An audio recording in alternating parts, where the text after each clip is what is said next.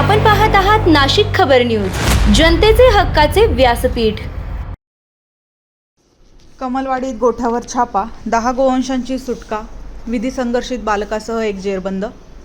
नाशिक गुन्हे शाखेच्या युनिट क्रमांक 1 ने कमलवाडी परिसरात धडक कारवाई करत कत्तलीसाठी बेकायदेशीरपणे डांबून ठेवलेल्या 10 गोवंशांची सुटका केली असून एका इसमासह एका विधी संघर्षित बालकाला ताब्यात घेतले आहे।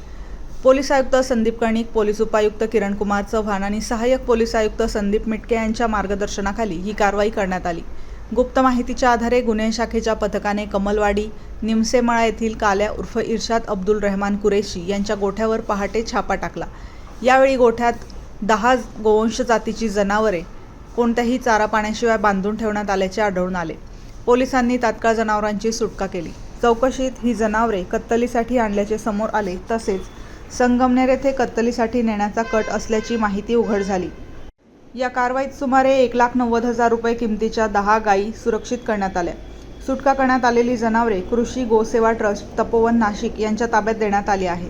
या प्रकरणी महाराष्ट्र प्राणी संरक्षण अधिनियम 1976 अंतर्गत गुन्हा दाखल करण्यात आला असून पुढील तपास आडगाव पोलीस ठाणे करत आहे। ही उल्लेखनीय कारवाई गुन्हे शाखा युनिट 1 चे वरिष्ठ पोलीस निरीक्षक डॉ. अंचल मुदगल यांच्या नेतृत्वाखाली चेतन श्रीवंत, विशाल काठे, प्रदीप म्हस्ते, विशाल देवरे, मिलिंद सिंग परदेशी, संदीप भांड, अमोल कोष्टी, मुक्तार शेख आणि समाधान पवार यांच्या पथकाने केली। नाशिक खबर।